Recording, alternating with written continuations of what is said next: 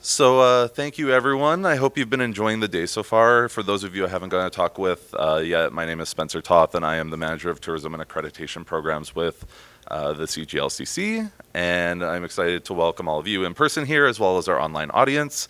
And thank you for joining us for this session on scaling to the next level. And it's my pleasure to introduce you to Brooke Gordon, who is the Regional Manager of Client Diversity with the Business Development Bank of Canada. And so in her role with BDC, Brooke leads client diversity in Ontario and Atlantic Canada, where she assumes the responsibility of helping women, Indigenous, Black, and LGBTQ2 plus owned businesses accelerate their growth and scale up, and particularly ensuring that these businesses thrive throughout their business journey. And so Brooke joined BDC in 2017, and prior to her current role, worked with the High Impact Firms Advisory Services, where she led a team that supported the Growth Driver program for Ontario. And then prior to BDC, Brooke served as a trusted business advisor and consultant in the areas of strategic planning and administrative efficiency. She holds a master's in commercialization and innovation, and also a bachelor's and master's degree in engineering physics from McMaster University. So with that, please welcome Brooke to the stage. Hello and welcome. I'm so glad that you're all here.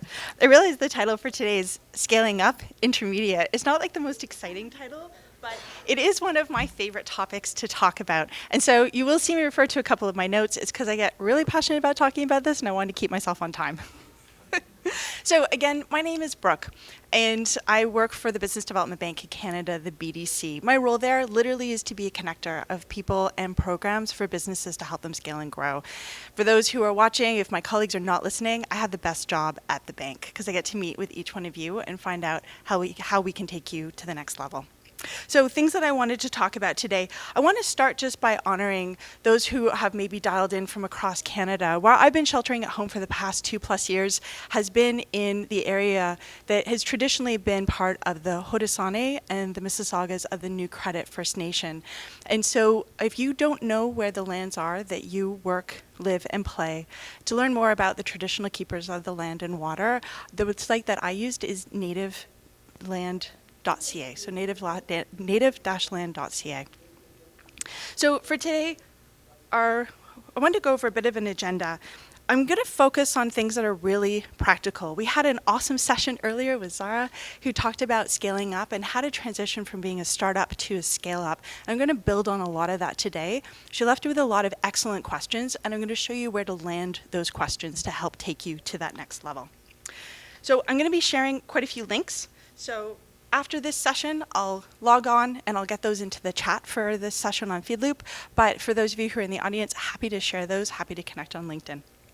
So I've been with BDC, as Spencer said, for about 5 years. I started out on our consulting side. And one of the reasons why I was really attracted to BDC in particular is because they're what's called a beneficial corporation. They're one of the organizations where it's not a check that they ship out or a day of volunteering, but they've actually embedded a lot of what they care about into their daily practices. And one of the things that resonated the most with me is to be profitable so you can do more. To be transparent, to be accountable, to be held to your values. And those are one of the reasons why I really love the work that I do at BDC. And so when I first started there, some of the things that I thought about when I looked at what is being a B Corp, it reminded me a little bit of this when we actually heard the session yesterday on the rainbow registration and the idea of being able to be B Corp-ish, to go through this audit process and to start learning a little bit more about the journey that you can go on. And I wanted to start off a bit on that story because we're going to be talking a bit about journeying today. Now, at BDC, we are a development bank. And we want to be where our clients are. So we have about 100 business centers across the Canada. We serve 72,000 entrepreneurs, and we're slowly reopening our businesses. And so for me, I'm actually really excited and a little bit nervous because today is my first real life event. And so, well, day 2. I was here yesterday too. And one of the things that you will forgive me is that I do have a couple notes because I've had the absolute advantage of being looking into a camera and have my notes right in front of me for the past 2 years. And I was like, oh, I have to memorize the script. And I thought, you know what? No, I don't actually have to completely freaked myself out over that. I'm just going to bring my notes with me. So one of the things that BDC does, our mandate, we are what's called a crown corporation. And so we are complementary in the marketplace. We work with other banks. And the reason why I wanted to give you a little bit of a premise is because I'm going to be talking a bit about the perspective of a banker as we talk today. So I wanted to tell you a little bit about who we are. And so one of the things that we do, we operate at no cost to the taxpayer, but we do have the unique position of having a dividend that we pay back to our shareholder. And so what do we actually do? Well, we offer financing. That's our main bread and butter. We offer what's called venture capital. Some of you may be familiar. BDC is one of the largest venture capital players. And we have advisory services, which is essentially our consulting wing. And that's where I started. So one of the other reasons why I have notes today is because I'm so excited about talking about this subject. Strategic planning is my favorite thing to do. I've been teaching it for like 13 years. I've done it as a consultant, and I get a little carried away. So entrepreneurship for me, I'm also an entrepreneur myself. Hence, I picked this quote. And so one of the things that is really important for me is I really value the breadth of knowledge you have to have as an entrepreneur, right? You have deep intuition that you bring. You have spent time with your customer. You have spent time in the market. You have a deep understanding and an intuitive understanding of what it is that you're able to offer and why people want to purchase that from you, right? So what is the value that you bring? And so you are a decision maker. You have analytical and problem-solving skills. You're also empathetic and a good people person. And you also have high drive and are comfortable with taking risk. So I like to use the term golden unicorn, just saying.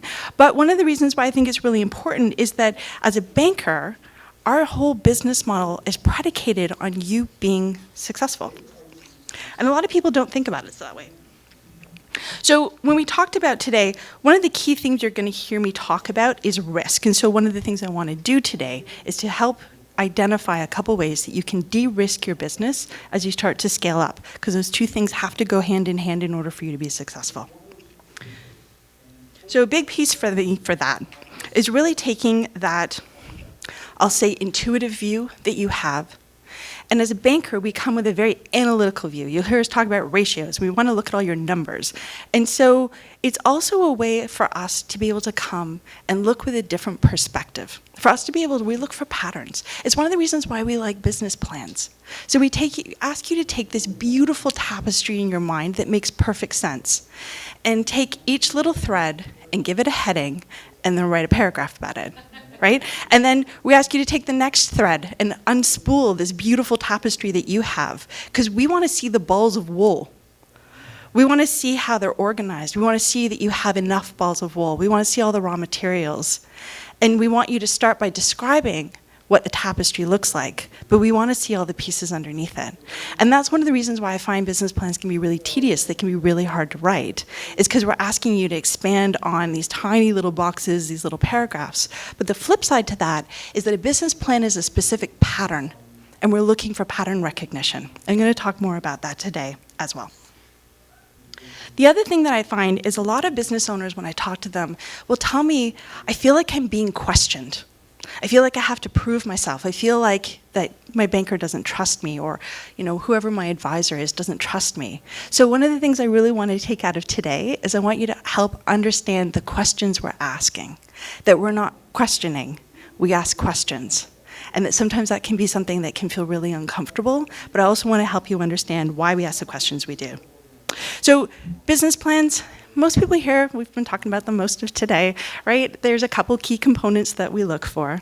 And when you're starting out your business, or you're applying for a loan, or you have a new project, it's a great idea, right? It's going to tell you a little bit more about where you are, what you want to do, how you're going to do it. But I actually don't like the term business plan. I think it's more like a business case, right? You're trying to prove that your idea is viable, that there'll be a financial return at the end, that the investment that you want to make makes sense, that your assumptions make sense, right? So for me, that's a huge part of it. And I do believe that it is really important that you write one. But I also want to flip conversations a little bit, because one of the things that we also see is, okay, great, you've gone through the startup phase, right? And then you're going through the scale-up phase. And then we talk about maturity and decline. but hopefully rebirth, right? All of these things that happen, this is the growth cycle. It's very well documented, looks like this. It's this curve that we talk about, this sort of business maturity curve. And I think it's a really important thing, but I want to bring some perspective to what this pattern looks like as well. And so I want to talk a little bit about I think that's how you pronounce it, Elihu Goldratt. So he was an author, and he wrote The Theory of Constraints. It is apparently a very famous business book. I've heard of it, I've read the summary, I've never read the book itself, but I took away a couple really important points from this. And one of them is that when your business and your capability in the business grow at the same time, you have a single curve, right? It's called the ever-flourishing company is what he called it. But the reality is there's two curves. And when they don't grow at the same time, then you can end up in a situation where you struggle from growing pains. And the growing pains look like one of two things. The first one is your value proposition is so clear that the number of people buying from you well exceeds your ability to fulfill on the promise of that purchase, okay? So in this case, you have amazing opportunity, huge revenue potential, but you don't actually have enough capability in the company to get there. But the flip side to that is when your company is growing, you're building structure, you're getting efficient, but the revenue hasn't caught up to where you are. So in the first case, you're coming to talk to me or one of my colleagues about working capital. How do I get more money to do what it is that I want to do? The second conversation is a much more uncomfortable one for completely different reasons, because you're starting to talk about cost savings and cash flow constraint, right? You're talking about how do we save? How do we get into preservation mode? How do we make sure that we can keep going with what we're doing with the money that we have on hand? So this is where I want to spend a little bit of time, because for me, these two perspectives have a lot to do with how you're going to scale up. But I tell you, there's a third aspect, and Zara touched on it today. And that is when you switch to scaling up, you're going to switch from being a product design business to a business design business. And that takes a leap. It takes a leap from growing organically and opportunistically to growing intentionally and strategically. And it's not an easy change to make. It has to do with leadership, particularly you as the CEO, because this is your company, president, owner, however you identify. But it also requires that leap from your management team, their ability to change perspective as well. Because when you first start out, everyone on the team is a doer, yourself included. But as you truly scale up, you need to start being a leader, and only a leader, and allow other people to do a doer. And so we're going to talk a little bit about that today as well. So whether it's a continuation, whether it's a wholesale change, as you continue to scale up, you really need to think more about leadership.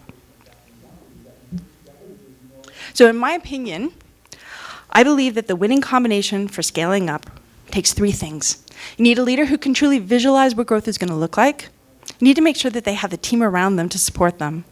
And they really need to make sure that there's a clear action plan. So we're going to start off with this by really taking a bit of time to truly understand what it is when you rethink and reframe what your actual business plan is going to look like. So my first thing that I want to say is that having a business plan is not the same as having a strategic plan. And the one can't get you to the next. So the reason why is because when you actually have a business plan, you're going to focus on, okay, what is it I want to do? Literally, it's your business case. What do I want to do? How am I going to do it? What's my return going to be? It's something that you give externally. It's something you sit down usually with a banker to talk about for financing, or a capitalist, someone who's going to give you that access to capital. And it's really, again, and I mentioned this before, it's a way of looking at the likelihood that you are going to succeed, right? Completely different from a strategic plan, which, building on that design thinking, asks a different question.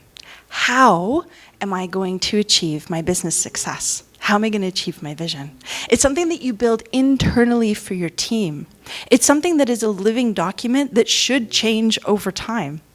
It is something that you use to truly have business transformation. And so your strategy, your strategic plan, is about building focus. So a couple things to be able to do that. Having a vision, Zara talked about this earlier today, it's one of the most important things. So being able to define what success means for your company, being able to truly understand and have an action plan that leads to who's going to do what and when and where. These are all things that are really important. But I'm going to actually say it really helps you in making decisions. Because when you switch from being organic to when you switch to being strategic, it means you have to say no to a lot more. You have to be able to take those brilliant ideas, and I forget who it was that said it today, but it really resonated with me. There's so many ideas that you had, and oftentimes people are like, oh, we've done that before, right? Or you're not going to go through the effort of doing that again, which is very different from, this is a brilliant idea, but we need to pin it, because it's not going to get us to where we want to be right now. That ability to be intentional with your decision making and change, make that leap from being opportunistic to intentional is really hard, because you have to say no a lot. And so that's one of the reasons why having a strategic plan can be really important and really benefit your business.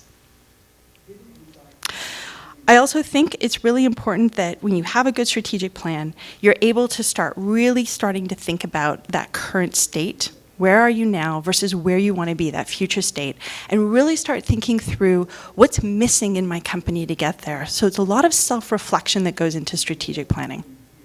And at this point, I promised you a lot about how fabulous it is, so I want to show you how to do it.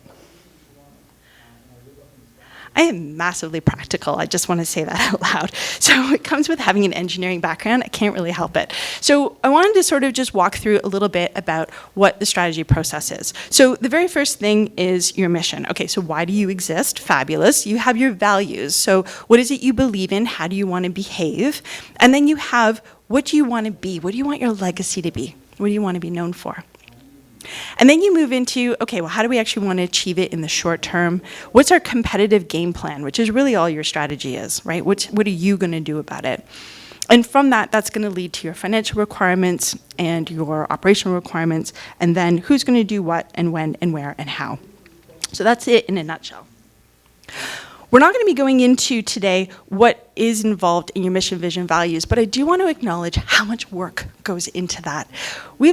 This is day 2. We've talked for almost 2 days about how important culture is, how important inclusivity is. And so this is enormously important. And I just want to take a moment to honor those who have done this work, because it's really important. This is your brand. This is how you retain and attract talent, is having a lot of clarity on this section.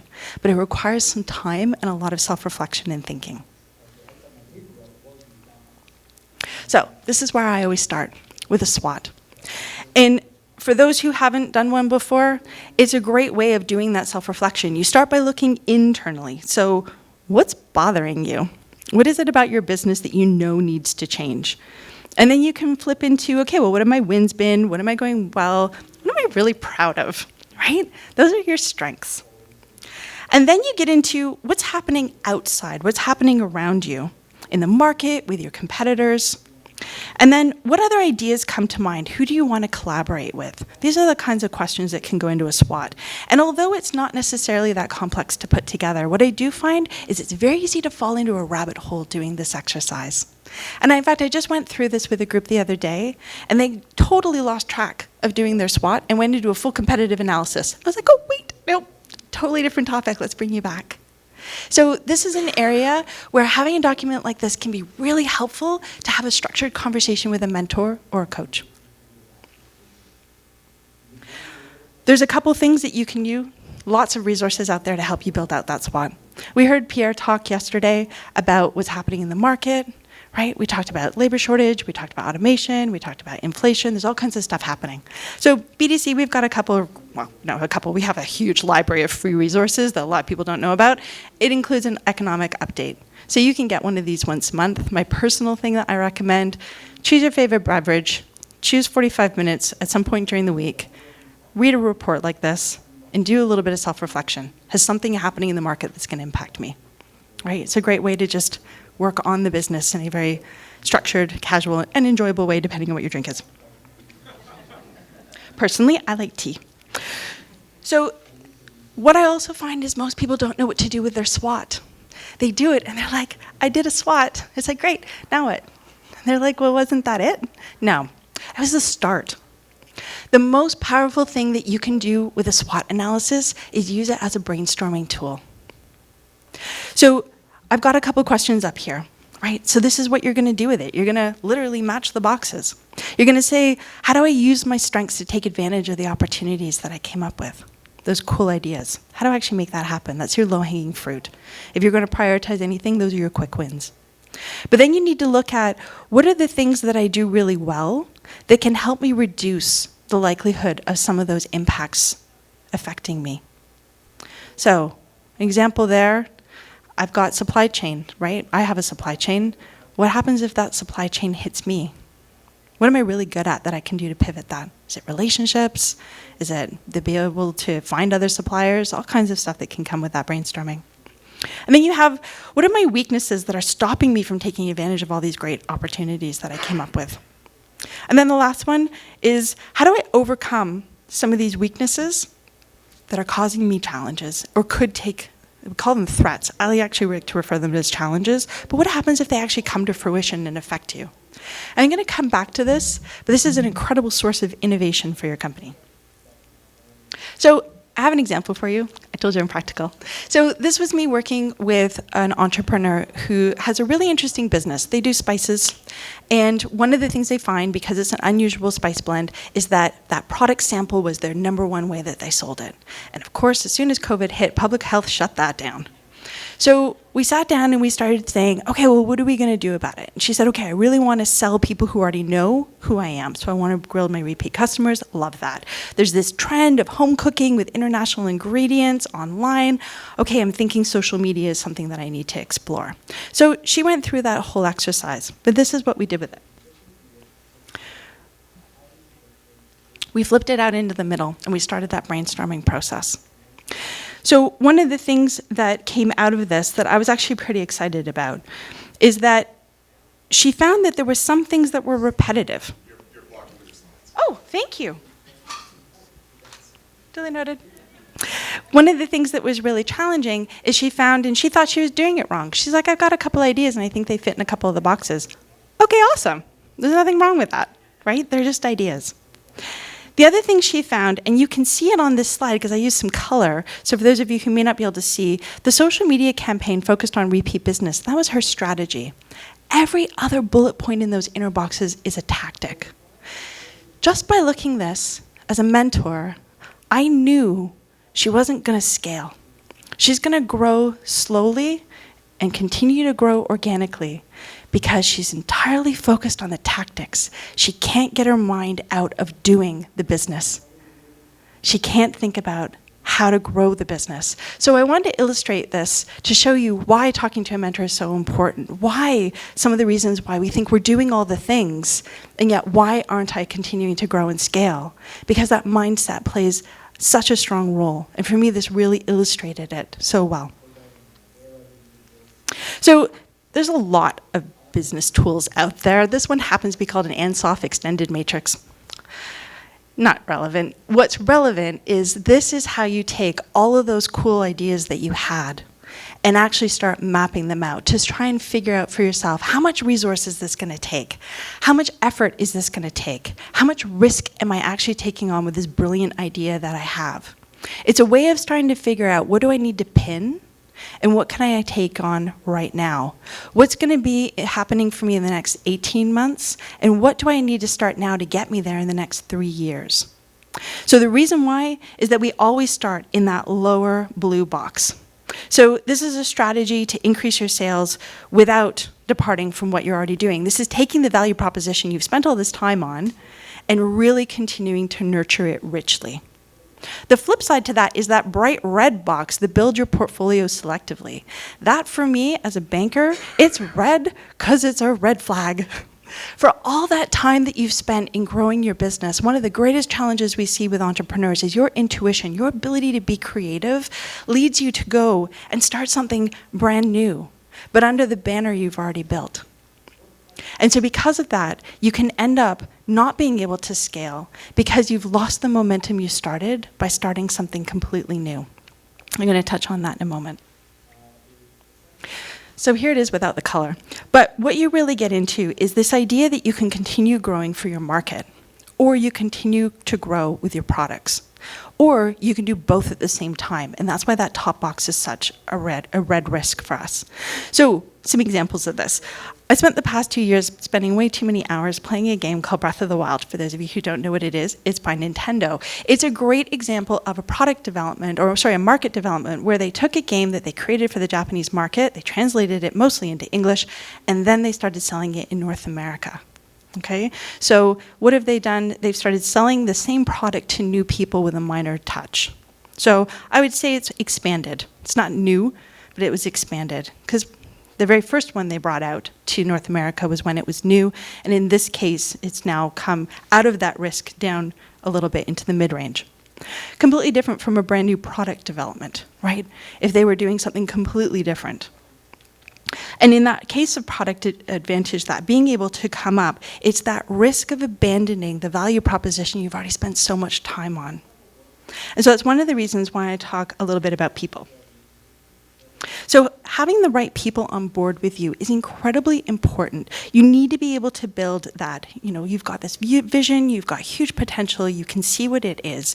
And as a business owner, I want to make it really clear, it's not that moving out of that territory, that light blue box where it's safe, moving away from that is awesome. That's how you grow. That's how Mandy moved into the US. Right? That's a great example of a whole new market expansion. She's doing the same thing she does really, really well. She's just doing it in another country. And then she got into that country, and then she went to the other coast in that country. It's amazing. But what's really important is when you have a stretch goal, you may not always really think about the true resources and requirements to be able to do it. Because up until now, I'm not going to say you've been winging it, but maybe you've kind of been winging it. And so when you're trying to bring your team on board, in order for you to be able to have someone running that, in order to be able to start delegating so that you can stop doing and start thinking and leading, you need to be really clear. So you need to have now a combination of doers and thinkers around you. And that part can be a little bit harder to do because when you first start your team, you want everyone around you to be a really good doer because that's what startups need. But that's not always necessarily what growing companies need, especially ones who are larger and scaling. So we come back to this area of the outcomes of all your thinking. So the green box is where we're thinking, your objectives, your strategy. And then as we come down into this next part, okay, great, so what do we want to do? How are we going to do it? This is all really important. And we start thinking about metrics of success. So great, I want to be profitable. That's a really good one, just by the way. There's also things like I want my inventory turnover to be really good. I want my churn of my employees to be really low because I want loyalty and retention. These are all great metrics. But what I also challenge growing companies, especially fast-growing or scaling companies, is what are you going to celebrate that's intangible? Because that often gets left off the table, is that celebration of how far you've come on the things that made you feel great, the things that you knew would be a win, even though it's not necessarily something that's going to show up on a dashboard. Because those are the things that will keep your team motivated and keep your heart motivated too. So these capabilities that are required, there's a lot of them. Organizationally, you need to level up your whole team, and sometimes you need to bring new people on the team who have that different perspective, or have done it before, or are willing to give it a try and experiment with you. And so that financial management, we call it like business acumen in general, right? Yes, strategic planning is important. You can have someone help coach you through the process. But intuitively building up that financial acumen, the overall business acumen, this is all really important things for your team.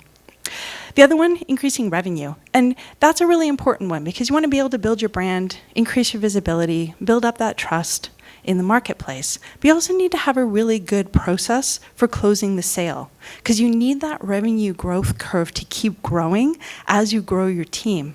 So that's a really important process that sometimes people don't realize the full difference between marketing versus sales, and then fulfillment. Because if you can't follow through, then again, that's where those two curves start to come apart one more time, right? And then you start feeling that stress of growth.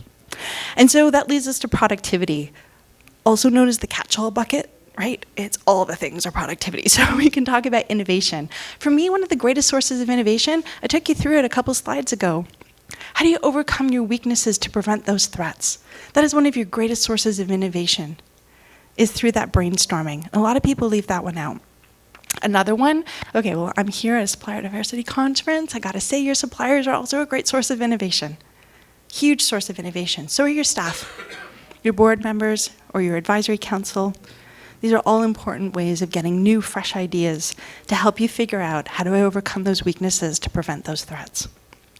So another one, there could actually be that you have some operational efficiency, some redundancy. We heard great conversation about that earlier if you didn't get a chance to catch the scaling up, but that was an area of real focus. And it was a great area of focus. That, I think you called it the bleed, and being able to stop some of those other pieces that you find with a company where you're just losing momentum, you're losing efficiency. But underpinning all of that is IT. So last night we were at dinner, and this robot literally served the table beside us. It was hilarious. It was clunky. It almost hit a corner as it went around the corner, but it was still awesome. Like this little robot with a tray of food. So cool. But I'll tell you, it's not about the software. It wasn't about training the robot how to understand the floor plan of the restaurant. It was about the culture of having servers who don't feel threatened by that little robot being there. It's about the culture of being able to say, this is actually a cool idea. How are we going to implement this? How are we going to embed the time? So I'm going to challenge you that IT and investing in IT absolutely is incredibly important. It does require investment in time and energy, but it also requires an investment in capital, but it also has a huge investment in culture shift. We talked a little bit earlier today about the business model canvas. I'm not going to explain what it is, happy to have that chat afterwards, but I will say this is a tool that I use often because, again, pattern recognition. It's a way of organizing your thoughts. Literally, that's what it's for. And as you jot down those ideas, similar to a SWOT, you find what are the boxes that are empty? Because that's where you need to go and do more research. That's where you need to go and do, whether it's primary research, secondary research, talking to people, finding a coach or mentor. That's a great way to make the best time out of your coach and mentor, is going and talking about the boxes that only had one bullet point in it, or the boxes you found yourself couldn't answering at all. Again, those are the red flags. Those are the risks that we look for. The other thing is I heard capital from the audience, 100%. Financial plan is really important. And one of the things that I find is that going again through that 8-box SWOT, this is why I'm so excited about this tool. It is so powerful because you can take each one of those little bullet points that you had in the inner boxes when you ask those cross-functioning questions, and you can start to imagine, what do I need to make this happen? And as you start writing down all of the processes and the tools and the people and the money, you can figure out how much is it actually going to cost me to make this happen. And that's where someone like myself and my colleagues and anyone else from either your accountant, your lawyer can come in and start giving you advice. Because we think about buying a house. That's what this picture is, right? Okay, great. So you're buying commercial property, and you think, I've got the cost of the building and I've got my closing costs. No. You also have to consider renovations, repairs, permits, moving costs, downtime, and then all your new operating costs because this building was bigger than the last one. So many entrepreneurs that I meet, hi, Brooke, I need your help. I'm trying to decide whether or not I should lease or buy my equipment. Super important question, fabulous question. Let's have a conversation about that. And then I'm going to push you. I'm not going to question you. I'm going to ask you questions because I also want to understand if you've thought about what else do you need to accommodate it? Do you need electrical work done? Do you have health and safety considerations? Do you have extra insurance? Do you have training? Maintenance? What about your downtime when you can't actually operate your business because you need to be installing this piece of equipment and training your people on how to use it? What is all that going to cost you, and did you factor that in, right? So these are the kinds of things that we look at. We want to see an optimistic scenario, and we want to see a pessimistic one. What's your worst case? How bad do you think that is, right? But how good do you think bad is? Or how good do you think good is? Can we push you on either of those extremes? And then the other thing we want to look at is for your cash flow, for your regular operations that are ongoing, what does this look like when it's incremental? So the last thing I wanted to talk about is risk. You're going to hear me, I was trying to sound a bit repetitive, but going back to that 8-box SWOT that we looked at, what were your plan B? What were some of the things that came in your mind that you thought, oh, those challenges, those threats, what actually would happen, right? It's the thought game. What would happen if that actually happened to me? And it's not to frighten yourself. It's actually to give yourself a bit of peace of mind. Because when you're in a state of emergency, there's a reason why we practice a fire drill, right? So that when it happens, we all know what to do. We're not practicing for the very first time. Risk is exactly the same. If you take the time to imagine, okay, well, how bad can it really be? And how's it going to affect me? And what could I do to stop that from happening? Well, then if it actually, heaven forbids, actually happens, you have a plan in place. You're not thinking about and panicking, what am I going to do? You're just doing the thing you've already thought about. You already have a plan of action. That's what a risk mitigation plan is. I would say one of the greatest things that you can do when you're having a conversation with an advisor, whether it's a mentor, a coach, a banker, whoever it is in your circle that you trust, bring to them what your risks are. That's a great conversation that we like having, right? Remember, our entire business model is predicated on you being successful. We're happy to have that conversation about what could go wrong. It's a very honest conversation and one that most people shy away from.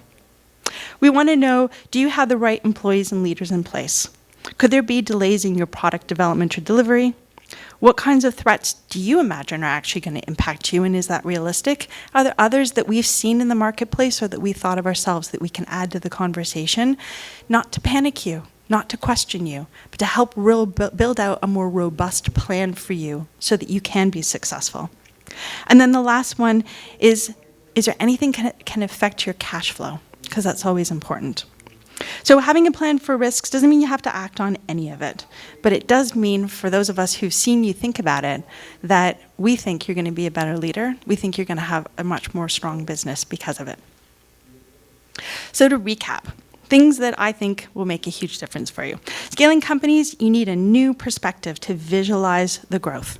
I can't advocate for this enough. Having a business coach or a mentor is extremely valuable in this process. Being able to have a team who's willing to make that change. And more importantly, being able to recognize in your team, as you switch from being organic and opportunistic to intentional and strategic, how are they managing the change? Are they in a place of fear? Do they have the skill set and capability to move with you? Or do you need to talk about moving them into a role?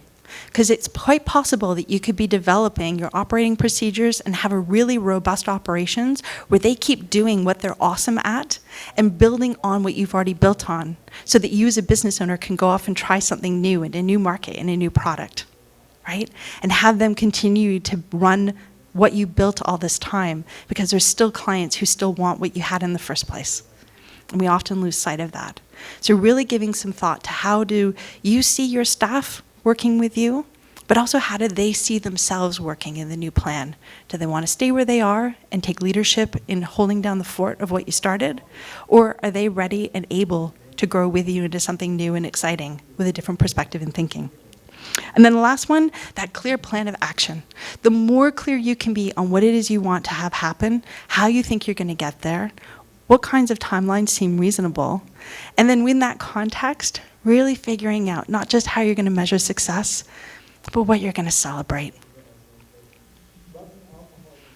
So I wouldn't be remiss without promising you a tool at the very beginning. We have an ebook that outlines all of these things. It's called The Foundation of Strategic Planning. We have a really great search function, so you can type it in at bdc.ca and find it, or come find me, and I'll send you a link for sure. I also recommend, if you haven't already, subscribe to our monthly newsletter. Pierre puts together a list of all different kinds of impacts happening in Canada. And again, it's a great way to just sit down, have a read through, and just go back. Your strategic plan is a living document. I'm touching base on it once a month to see, is there something new that's happening out in the market that might affect me? That can be really valuable. So that's it for me. Those are the tips that I have for growing and scaling.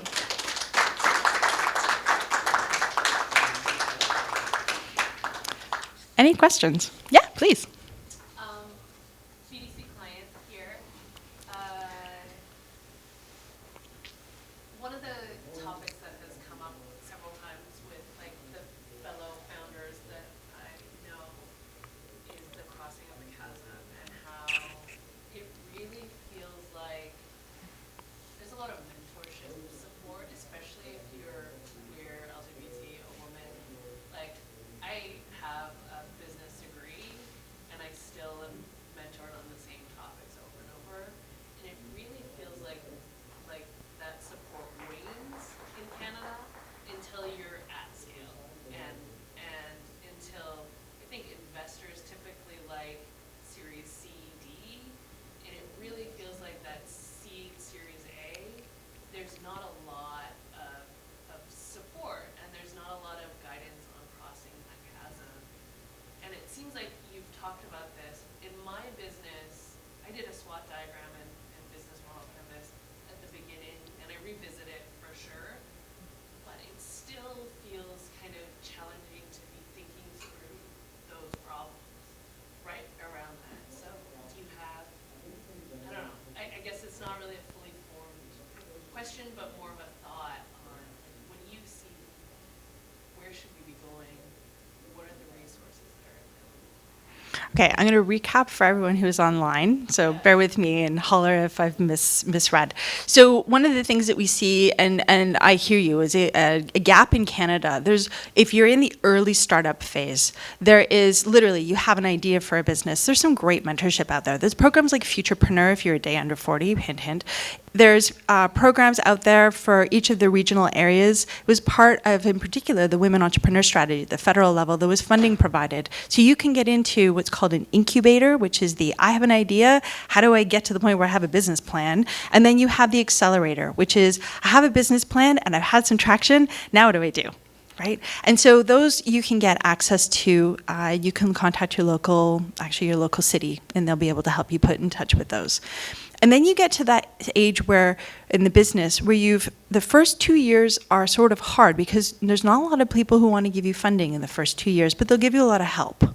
And then you get to the 2 years after that where, okay, well, now I'm eligible for funding, but I'm not really in full operations. I'm still kind of just past the startup mode.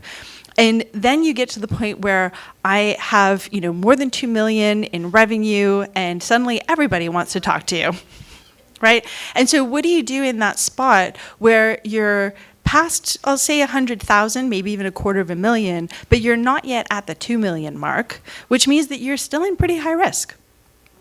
And so what do you do for mentorship in that space? Where do you actually go? And so in terms of the landscape across Canada, it is different.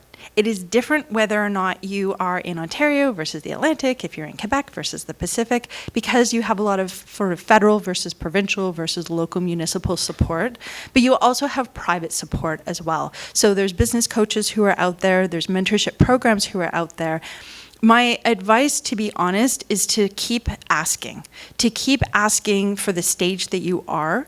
Lean into the professionals in your life. So whether it's a fractional CFO or an accountant, whether it's the lawyer who's helping you with your IP or with your overall agreement structure, I would start leaning into the networking piece, which is something that I find that, not from a gender perspective, but from just an experience perspective, depending on what your background is and what your origins are, there are people who have more experience in leaning into network and others who are less comfortable to make the ask. And so for my business, when I was growing it, I just kept asking for support.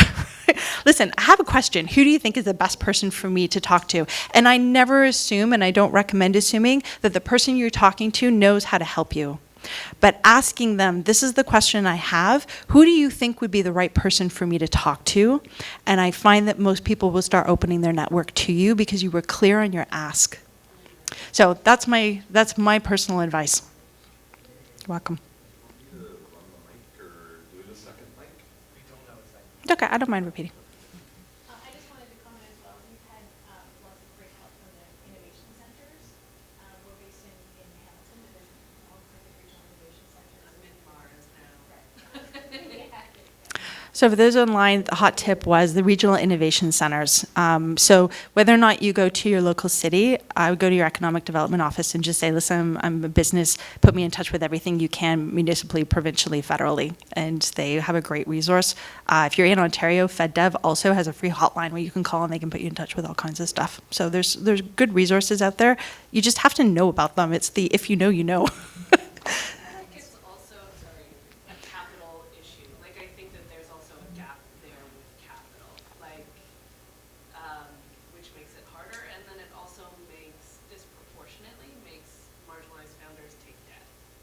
And I think that is a really big gap. I would love to know if that's something the BDC is thinking about in that, because we disproportionately take on debt, whereas white dudes, white cis straight dudes are given venture capital and can fail and not have to pay it back. So I just wondering if there's any kind of thought leadership around that, because so much of your business model is debt. It's a really good question. So part of the question was access to capital and really difference around debt versus equity and sort of that venture capital side. I'm not the best person to be able to answer that question for you, to be honest. I don't work in the venture capital space. I have colleagues who do, but I do know it's an important topic and one that we do get asked about, and there is thought leadership. So we do have the Women in Tech Fund. There's other funds that are out there across the way, but it's also, again, it really depends on what stage you're at. And so in Canada, there's just a huge difference between what you'll see in the venture capital market in Canada versus the US, so, and elsewhere in the world. So it is an important topic. It's just much bigger than what we have time for today, but it's also outside of my scope. Please. I have a quick question. Yeah, go ahead. When I started my business, we still don't have a business plan because I have ADHD and I have learning disabilities, and I look at it and I'm like, whoa, I get stressed out.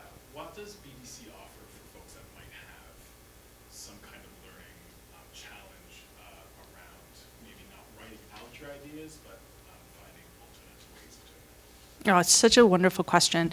So just to repeat for the audience, when you are trying to write out a business plan, if you have, whether it's accessibility, ADHD, disability, that ability to write out the business plan, it is daunting. And in fact, one of the ones that I've seen that, quite frankly, broke my heart on the inside quite a lot is when someone actually hired someone to write their business plan for them, and they had this amazing financial model that they built them, and then they sort of like handed it off to them, and they were like, but I need to make a change. And they didn't understand what had been presented to them, and that bothers me a lot. There's some excellent business plan, it's not a writer, it's programs where it'll basically ask you the question in isolation, because they find some of it is you've got this plan, even the template's huge, right? And so when you look at it, you can open it and be like, this is a really big document, and close it back down again. So there's a couple out there. Futurepreneur, actually, I personally have found theirs is quite good. It asks question by question. And so if you use dictation as sort of your way of sort of answering it, it doesn't necessarily have to be pretty. It's the headings that we care about. It's not really the formatting, although a lot of people spend a lot of time on the formatting. It's really just the headings. That's our pattern. That's what we know how to look for and what we're been trained and practiced in reading. So using something like a business plan builder, and then taking it offline, taking the question and verbalizing what your answer is, that can be enough. It is the idea of going through the process of just seeing, do you have an answer to this question? Have you thought about it? And what are your thoughts? That's actually what we're looking for. Great question. Did I see another hand at the back? Yeah, please. So, the work that you do with clients, they obviously have to be BDC clients in order to take advantage of the whole process that you're talking about here? Such a great question. You do not have to be a BDC client to take advantage of what BDC has to offer. So we have a massive online library. When I say massive, we've got ebooks, we've got full-on courses, we have articles, templates, tools. It's ridiculous how big the library is. So if you actually are looking for something specific, drop me a note on LinkedIn. I'll probably be able to find it for you because I've got a mental index of it, but but the search function is also really fabulous. The other thing is, come and chat with us, because even if BDC, we are not the right fit for everybody. I mean, I'm not afraid to say that. We are able to help entrepreneurs, but we're not, and we have something for entrepreneurs at every stage of their business, but it might not be the best fit for you in this moment, right? And so, but what we also have is tell us what it is that you need. We have connections all across Canada. We've got amazing sister corporations like EDC. We can probably find you who you need to be in touch with. So I would say lean into us, because we truly can be that connector for you. It is one of the things that we offer to all Canadian entrepreneurs. Great question. Yeah, please, Sarah. Make me sound like an accountant. It's okay. I like what you mentioned about the risks that when you review the business plan that stand out. So as you're working with clients, are there certain KPIs or metrics that you monitor over time to see that they're kind of going through the scale-up process as expected based on the business plan? That's a great question. So it was, from an accounting perspective, looking at that risk and the fact that, yes, there is risk in a conversation or risk, and what is monitored. So when you're looking at, it depends on what it is that you're coming to BDC for. So if you're coming to have a conversation with us from an advisory services perspective and consulting, I will make a quick plug to say one of the things I love about our consulting process is it's a fixed price contract. You don't get a lot of those out there. But one of the things that I really enjoy about that, and the reason why I think it's really beneficial, is we're going to walk you through a specific problem that you're facing, and we're going to show you how to challenge it on your own. Our entire business model is truly to be a development bank. It's helping you to learn how to do this process on your own. But the other piece that comes with that risk, because most of what we do is on the financial side, our KPI that we look at above and beyond everything else is your financials. Are you still able to continue, whether it's growing or meeting what your obligations are? So that is the thing that we actually monitor from a true metrics perspective, but we're having conversations with you regularly along the way. Right? We want to know, what is it that's happening with your business? What's your next plan? How are you growing? What do you need? Who can we support you? Who can we connect you with? Like, we want to be there to have that conversation with you, even if it's not specifically tied to a metric. Just quickly, is anyone here doing corporate matchmaking? I think it will likely be starting, or it's just starting now. So I think it Okay. might be a good time to wrap up. If there's no more questions, sorry about that. No, Brooke, please don't but- apologize. So yeah, thank you very much, Brooke. Really appreciate it. And I guess I'll speak into here. And thank you everyone online for attending. Thank you again to Brooke Gordon from BDC for this lovely presentation. And another round of applause for Brooke.